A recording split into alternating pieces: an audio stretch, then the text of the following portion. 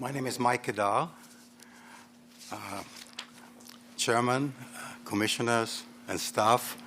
You probably remember me as a pioneering champion of long-distance competition way back. Now, as an independent, I'm very concerned about the lack of wireless competition in this country. My approach in this presentation and involved in this consultation is as a Canadian with experience, and I have no conflict of interest on either side. I am here as a Canadian. I only have 5 minutes, but I'll try to share with you an innovative approach that I believe will enhance competition in this country. As you mentioned, Chairman, we are facing many challenges. This consultation is being conducted under a cloud of rapidly changing technology, policy, and politically uncertainties. To name just a few, the conflicting interpretation of government policy is seen from the 2019, which incorporated the 2006 directive. They're not separated, they're incorporated. The Acts Review Panel recent recommendation has just been released and will take time to implement. This causes another uncertainty as far as making decisions. And then, of course, there is the 5G controversy about the technology itself, the deployment, in particularly the RAN over small cells and associated sites and backhaul issue, which I haven't heard much about, but that's the fixed line going back from thousands, hundreds of thousands of cells that they're talking about, duplicated 4 times in a particular market. This is not conceivable, and it's probably not going to happen. There are many other challenges, but I've listed them. I won't go to all of them in my presentation, but you can read them later. Now, as you know, government and regulators in Canada have attempted for many years, and I give them a lot of credit for trying to create a competitive environment that will promote market forces. That is the basis of competition. However, they failed to control market power. And we heard about this from the Bureau. Let me give you an example of what I heard in the audience about market power. The big 3, although just 2 of them so far, have threatened to stop investment. And on the other hand, where they are asked, tell us about your sharing agreement, they said, it's none of your business. We won't tell you how we do it. So if government policies and regulators were focused more on services in the past rather than duplication of facilities, we would have seen a real evolution of market forces, competitive, innovation-driven, and I'll talk a bit about innovation, for this burgeoning digital economy. It's not all about prices, it is about innovation. And it's not how we charge, it's what the content of the information transmitted over the infrastructure, which will now and more so in the future make the difference. What we have seen instead is, as a resulting of many years of laissez-faire facility-based regulation, a culmination of a huge barrier to entry and isolation of foreign investment and the most closed telecom industry in the world. That is a name that Canada has received. But you know all this. I'm not telling you anything new.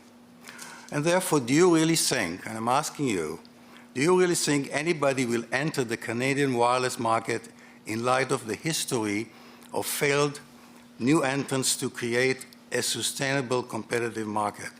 I was one of them, involved in a number of companies who entered the market. But we have been taken over. We did not have sustainable effect. It's been 35 years. Excuse me, I have to take a bit of water. I believe that even if MVNO connectivity access were mandated under new regulation, with or without future infrastructure build obligation, and even if wireless spectrum were set aside or given for free, that no one would invest and build a significant innovative services layer on wireless infrastructure that is owned and access to it is exclusively controlled by the market power of their competitors without solid guarantees of quality of service and just and reasonable rate. So are we really wasting our time here? You're going to spend almost 2 weeks of hearing people from both sides. Is it really worthwhile? And I would say yes. I think it is, and I'm here to tell you why. Today, in my presentation that you have from last year, I presented the vision of the future as how this industry will evolve. Today, I will tell you how we can start.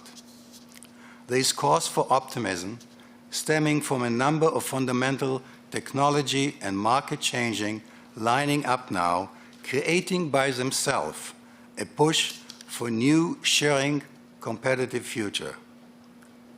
First, we see market demand for higher quality of service. We heard it from the railway, driven by public safety, business and consumer, as well as the big internet tech companies. That demand is forcing MNOs to increase network quality of service spending and push them to find new solution of sharing network infrastructure. Then we see increasing cost of infrastructure duplication, facility-based duplication, particularly with the new 5G small cell sites and backhaul challenges. A further push by the incumbent to finding sharing network solution. As you know, and this has been mentioned a few minutes ago, among the 5 dominant Canadian carriers, we have increased sharing over the years, resulting today in only 2 national infrastructure networks. I'm talking about the infrastructure. There are only 2 national networks. We have Bell and Telus, and we have Rogers and Quebec Core. These dominant carriers and the associate regional carriers have been sharing and providing RAN, backhaul, core, and other electronic transmission services, the new term, to each other, and they actually operate MVNO as we speak. This increase of network sharing is the reason for my optimism that we will find a solution. And here's my message to you. We have a legislative tool that, if acted upon to the letter, will create a real opening for a sustainable competitive environment. This tool exists in the current 1993 Telecom Act and is particularly relevant in light of increased network sharing. Let me remind you what the Act ensures. Section 27(2).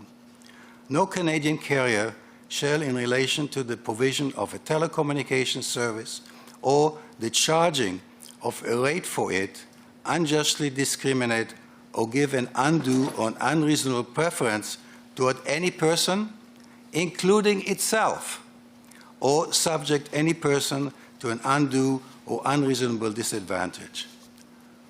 Ladies and gentlemen, this is the law. No one shall be allowed to discriminate. All network infrastructure owners must provide same services and rates to others as they provide to themselves. And as we know, they don't. I think until now, this provision has not been interpreted properly, as the definition of telecommunications service was assumed to be retail only. But now it must be understood to mean all electronic transmission services, retail, wholesale, and sharing alike. So as sharing trend intensified, and provided the Act is properly interpreted and enforced, and that's where you come in, guaranteeing the same treatment dominant carriers afford themselves to be available to all other service providers, then and only then we will see new innovative wireless services provider entering the market, backed up by Canadian and international investors, as has been the case in other countries. The move from duplication of facilities to sharing infrastructure deployment will be a win for Canada. For MNOs, sharing means less capital. We heard so much about their worrying about investment. They won't have to invest as much if they can share between themselves the infrastructure build, both the upgrade of the existing and the 5G. For MVNO, sharing means guaranteed quality of service and just and reasonable RAN access. And for all Canadians, sharing means finally a wireless market where choices and innovations will keep the country competitive. Implementation of this plan or this idea can start now. It is a win-win solution for all. This solution is not a structural separation, as has been in other countries, nor is it a government takeover. It is an industry technology, market evolutionary restructuring, creating great opportunities for all. Thank you. Thank you very much, Mr. Kadar. Commissioner Levy.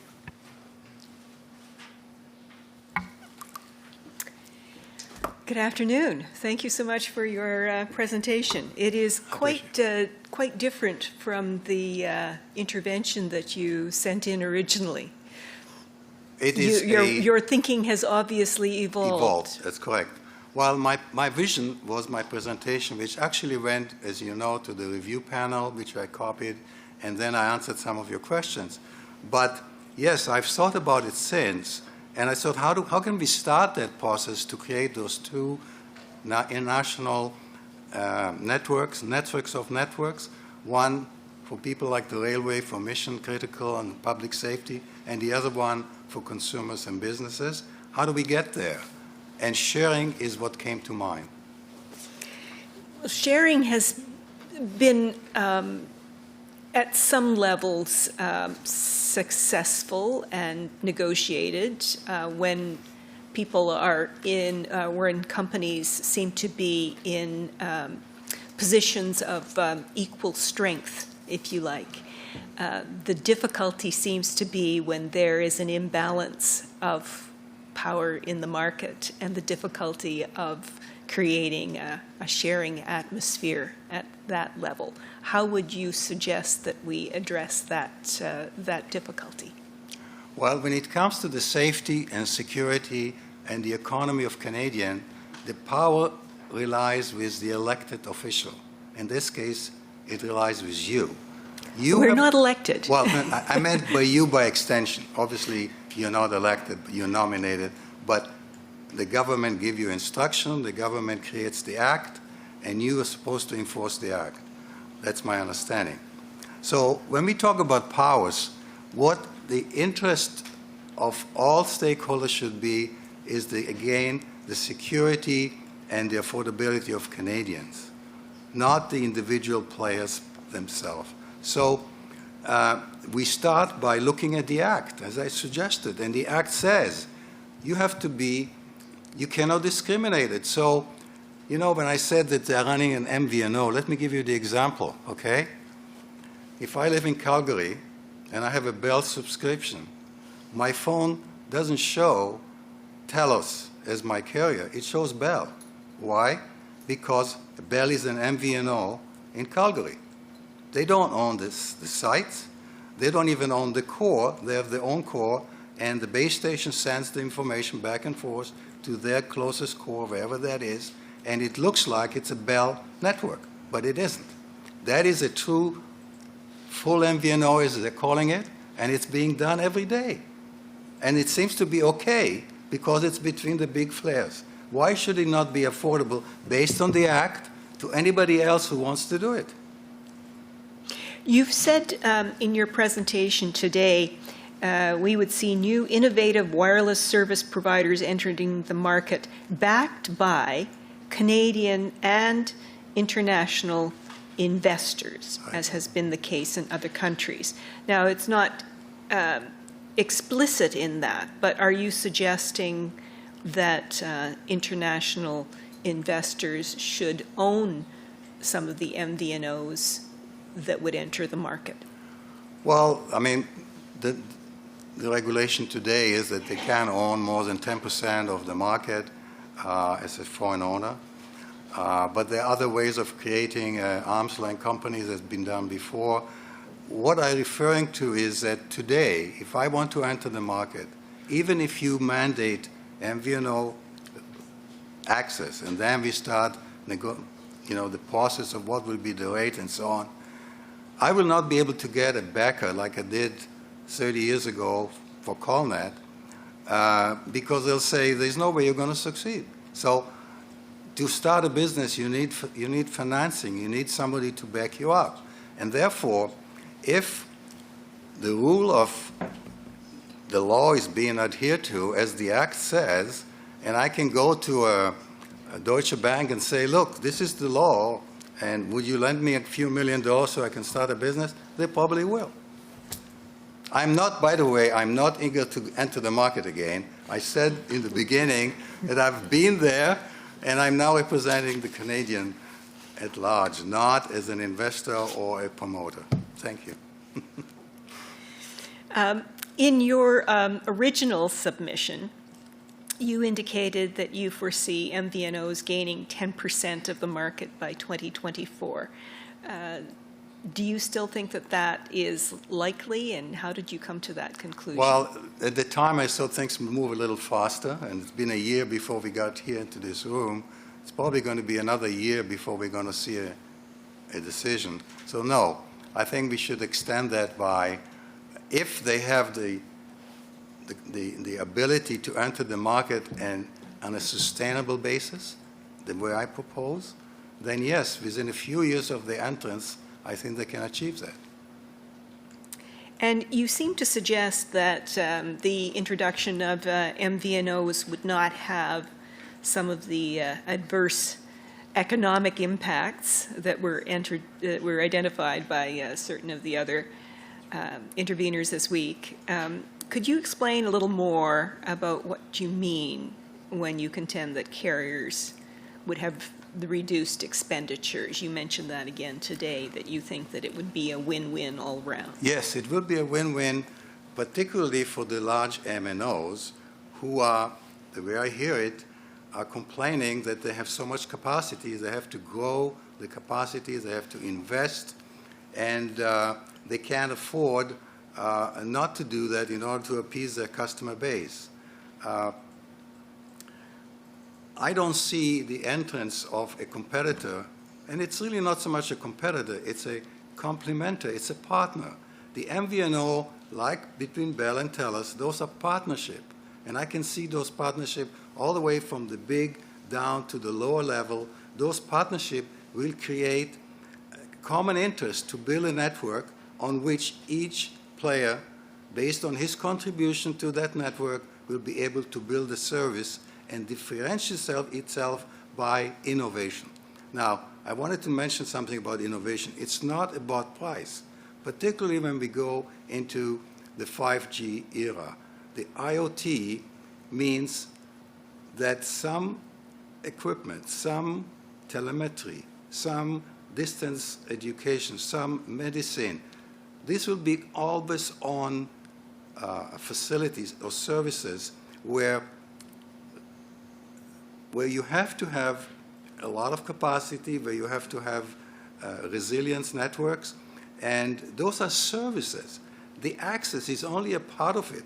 The access is bundled with the service. Today, everybody talks about rates for access and nothing beyond. But there are many applications that will have rates that you can charge for, like Netflix. Let's take Netflix for, even though the consumer side, Netflix could be bundling its service with the access. And I see in the future that the services side will be more revenue producing than the access.